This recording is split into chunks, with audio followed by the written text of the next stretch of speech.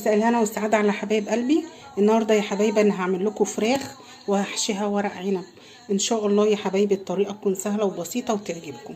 طبعا دي فراخ، انت بتجيبي الفراخ اللي انت عايزاها، بس يستحسن تكون حجم صغير عشان هتتحط مع ورق العنب في حله واحده. وده فلفل. بصي يا حبيبتي، الفلفل ده انا ما لقيتش عندي في التلاجة فلفل رومي، فجبت الفلفل الكبير الطويل عادي حراق، وقطعت النص قسمته نصين. خدت النص اللي هو من فوق عشان يبقى كبير شويه وقورته بالمقور عادي خالص. وطبعا النص الباقي بتاعه انا مش هرميه، لا انا هحطه في قلب المحشي نفسه، هقطعه في قلب الخلطه. وورق عنب، ورق العنب ده انا مخزناه، هبقى انا اخزن لكم، هصور لكم بعد كده ان شاء الله طريقه تخزين الخضروات. ودي خضره مشكله. والطبق ده فيه بصلايه مبشوره وطماطمايه وقرن فلفل، ده للشوربه. انا طبعا ما عنديش فراخ اعملها شوربه، لان الفراخ هحشيها واحطها مع ورق العنب، فهعمل انا شوربه. والرز طبعا لورق العنب، ودي عصير صلصه لورق العنب. ان شاء الله الطريقه تكون سهله وتعجبكم. انا عايزه اوريكي بس ده ازاي انا بعمله.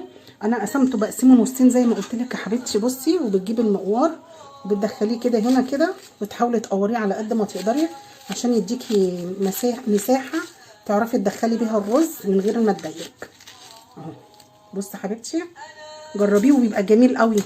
تشيلي طبعا من فوق كده اهو، مش بقطعه يعني، بشيله كده اهو، مش مشكله، اتفتحت مفيش مشكله كده اهو كده حبيبتي اهو. انا عايزه اقول لك الفلفل ده بيبقى ما شاء الله عليه احلى من الفلفل الرومي. وده برده هحشي بيه الفراخ، يعني هحشي الفراخ بيه ان شاء الله. الطريقه تعجبك. دلوقتي انا هحط البصلايه الاول، ده بصل عشان المحشي، عشان طبعا ايه التخديعه اللي بتاخد وقت شويه اهو يا حبيبتي. انا هحط الزيت، هحط حوالي ربع كوبايه زي ما قلت لك قبل كده. انا مش بحب اكتر الزيت، هو محشي وفي ناس بتحط فيه زيت كتير ومن فوق الوش زيت بس معلش يعني عشان صحة البني ادم تاني بقولها مش اكتر. الزيت اهو، هنزل بقى عليه بالبصل. بسم الله الرحمن الرحيم. هو المحشي بيحب البصل الكتير، حطي عليه كمية بصل تاخدي احلى خلطة محشي.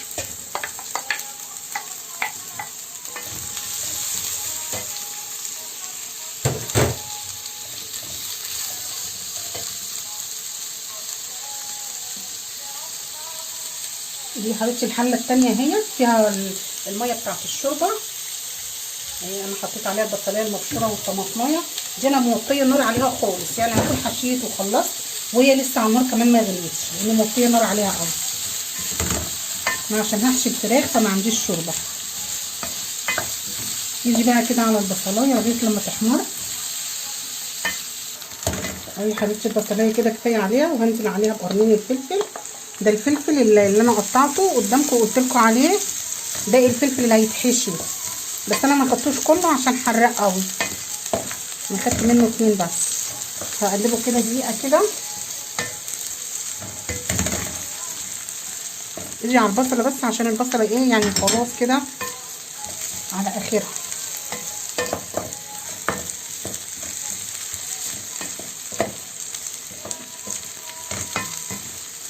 هنزل بقى بالصلصه، عصير الطماطم. طبعا عصير الطماطم على حسب كميه الرز اللي انت بتعمليها. انا عامله كيلو رز، حط عليه حوالي كيلو ونص طماطم واكتر كمان، يعني اكتر من كيلو ونص. بس برضو احنا بنحاول نظبط، يعني ما نخليش الحاجه زياده عن اللزوم عشان تبقى معقوله. هسيبها تتسبك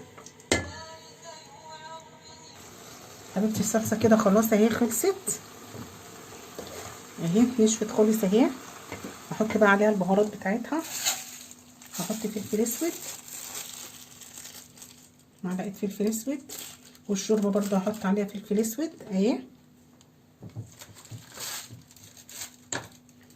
كزبره ناشفه.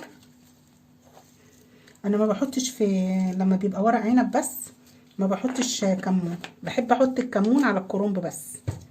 الكرنب او البتنجان الكوسه اي محشي تاني، ما عدا ورق العنب، ودي بهارات محشي.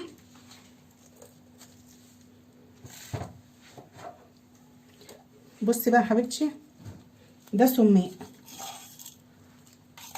السماق ده مزز، ده بيتحط على الشوي، وبحب احطه برضو في ورق العنب. واحط الملح بتاعي،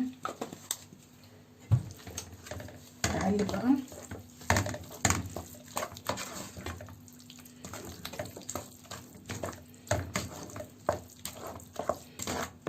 الرز مغسول، انا لسه غسلاه دلوقتي ومش منقوع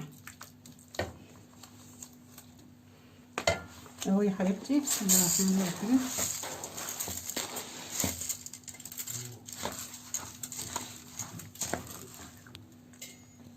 والخضره حبيبتي اهي، اخر حاجه طبعا الخضره، واقلبها اهو يا حبيبتي. ده الرز بتاع المحشي بالخلطه بتاعته. طبعا انا نقلته في طبق صغير شويه بس، حبه حبه كده عشان اعرف اصور. والفراخ اهي. بصي بقى الفراخ انا عملت فيها ايه. بصي انا فتحت الفراخ خالص اهي بايدك كده بالراحه خالص عليها، بتفتحيها كده. طبعا احنا مش هنحشيها نكتمها برضو، انا هوريكي عشان ما تفرقعش منك. تمام كده. والزور انا شلت منه الزور العضمايه وسبت الجلده بتاعته اهي. دي برضو هحشيها. هنقول بسم الله الرحمن الرحيم. بسم الله. انا مش بملى خالص في الفراخ، مش بملى كده. انا عملتهولك قبل كده، تعملي الصباع بصباعه. بسم الله الرحمن الرحيم كده.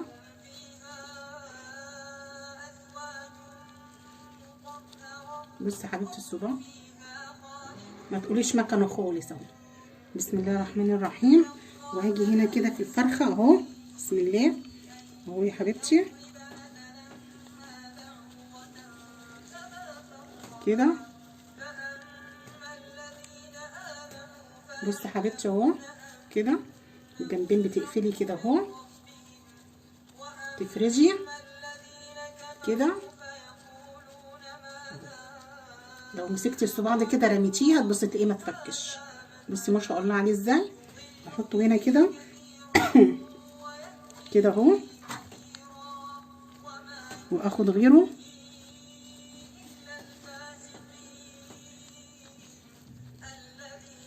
كده، واجي الجنب ده مع الجنب ده كده اهو. مش بكتم الصباع، خلي الصباع براحته كده اهو يا حبيبتي. بصي الصباع ما شاء الله عليه كده.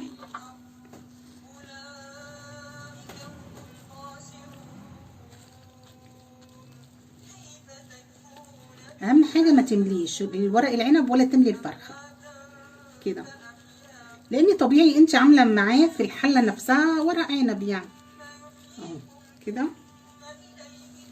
بس احنا بنعملها نوع من التغيير، نوع من التجديد.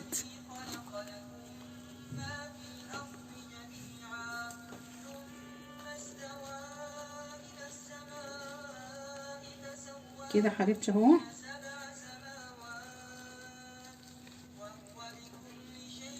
هاجي في الفرخه هنا من جوه اهو احط.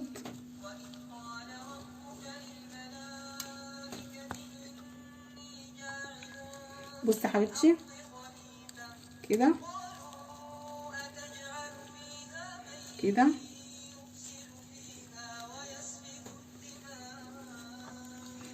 الورك التاني كده او من جوه براحتك انت، كده كده هتمليها كلها.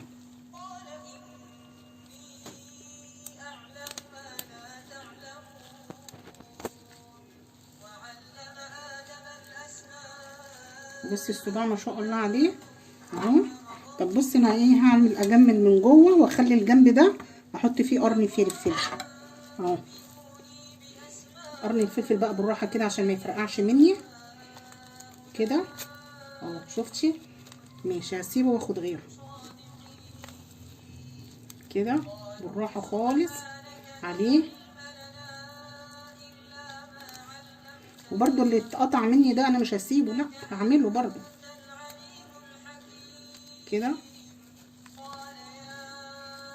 نزلي كده بالراحه خالص عليه عشان ما يتفتحش منك كده اهو. بصي يا حبيبتي بقى هنا كده عند الورك اهو، وبدخله كده واكملها كلها ورق عنب او احشي الزور بقى كده.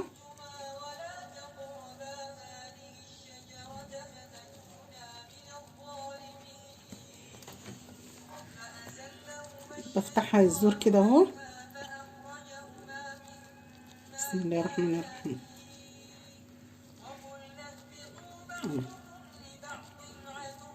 واحد تاني.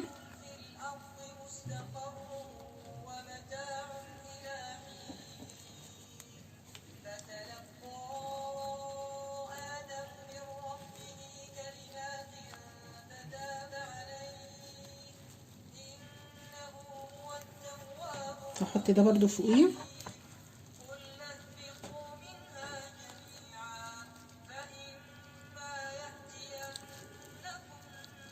كده كفايه عليها، مش هحط واحد كمان عشان ما يفرقعش. هكمل باقي الفرخ كلها بالطريقه دي. بصي يا حبيبتي الفرخه انا فتحتها من هنا من الجنب فتحه واحده كده بالسكينه صغيره من تحت الجناح، من هنا ومن هنا اهي، علشان وانا حطاها في الحله بس تستوي، اللي جوه يستوي، الحشو بتاعها يستوي او الشوربه بتاعته يستوي. اهي يا حبيبتي الفرخه كده انا ما مليتهاش خالص يعني اهي، بكتفها. بسم الله الرحمن الرحيم.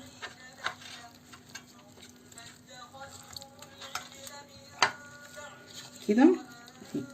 الرجل التانية ما بدخلهاش في نفس الفتحه دي، لا بحطها تحتها. لو في نفس الفتحه التانية في نفس الفتحه دي بتتفك بصراحه، يعني بتتفك وبتتقطع، لكن دي اسلم طريقه وامن طريقه. كده اهي قرن الفلفل اهو وورق العنب اهو في الزور. بصي بقى هحطها في الحله. الزور انا حطيت فيه 2 بس، ما بتكتريش فيه كله، ما بتمليش زي ما فهمتي. بصي حبيبتي الحله ايه، انا حطيت عروش ورق العنب والبصل اللي انا كنت مقطعاه، كان في حتت منه مش ورق، لا بصل اهو، فرميتها برده في قلب الحله. ودي طماطمايه، عايزه تقطعي بصلايه كامله وتحطيها حلقات تمام مفيش مشكله. كده وهحط الفرخه كده واختها هحطها جنبها، الفرخه التانية برده هحطها جنبها وهخلص ايه وهوريكي الحله ايه يا حبايبي. بعد ما خلصت حشو خالص اهو والفراخ تحت اهي اهي يا حبيبتي، وفوقيها ورق العنب. هسقيها بقى بالشوربه اللي انا عملتها. الشوربه اللي انا عملتها انا حطيت ميه وبصلايه مبشوره وطماطمايه وفلفل اسود وبهارات شوربه ومكعب مرقه، عشان الفراخ انا حطيتها في المحشي. وحتى لو مش هتعملي كده ميه كفايه، لانك انتي اصلا حاطه فيها الفراخ فهتنزل المرقه بتاعتها كلها في المحشي، فعادي يعني.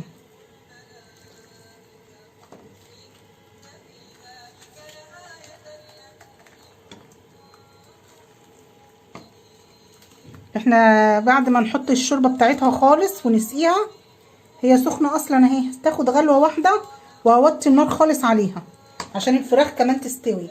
وما تخافيش المحشي مش الرز مش هيعجن وان شاء الله ولا حاجه، لان الرز انا مش نقعاه. انا هغرق بس شوربه كده شويه حلوين عشان الفراخ تستوي. تهز الحله بس كده هزه عشان كله يشرب وان شاء الله يستوي.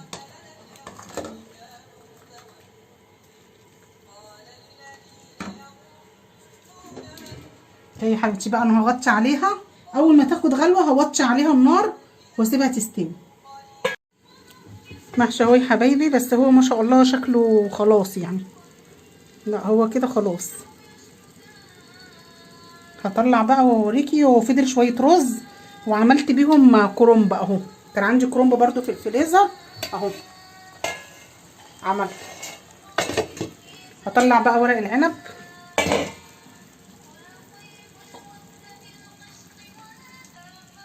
بصي يا حبيبتي انا عصرت عليه ليمونه، عصرت عليه ليمونه وهو بيستوي.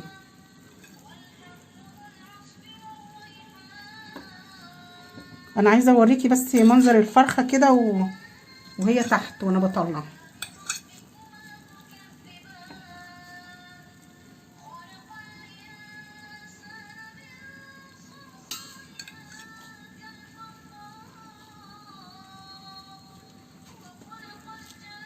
اهي بصي ما شاء الله عليها. بصي حبيبتي انا لسه ما طلعتهاش من الحله خالص والله، ولا جيت جنبها ولا شفتها الا دلوقتي. بصي حبيبتي برضه هوريكي التانية اهي. بصي وهي في الحله وانا بطلع. انا طبعا لازم اغطيها كلها بورق العنب علشان لما تحطي الشوربه بتاعتها ما تبقاش الفرخه من فوق مكشوفه وتلاقيها ايه نيه. اهي بصي بصي انا مش هحمرها، انا هطلعها وهياكلوها كده زي ما هي مسلوقه. وادي الفلفل اهو. هطلع من عند الفرخه التانية برضو واوريكي. بسم الله الرحمن الرحيم.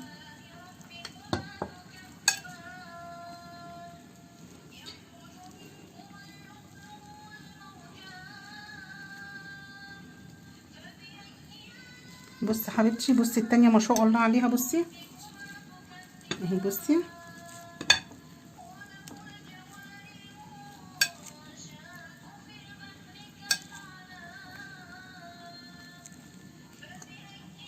اهي. بصي انا وريتك الاتنين اهم وانا بطلع عليهم، ما فصلتش الفيديو خالص اهو. انا بشوفه معاكم لاول مره على فكره، يعني انا بشوف الفراخ معاكم لاول مره اهي كده.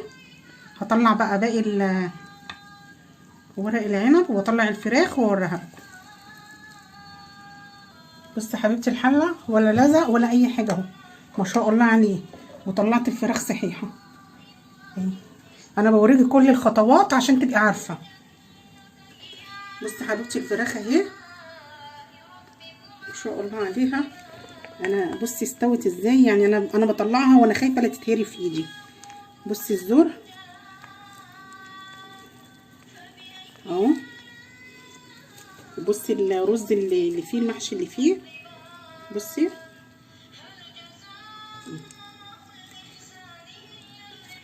الفرخه نفسها اهي ما شاء الله بجد ما شاء الله. الفراخ خدت سوا ورق العنب، ورق العنب مش مهري اهو ولا عجن. بصي ولا عجن. والفرخه هوريها لك ما شاء الله عليها استوت. بسم الله الرحمن الرحيم.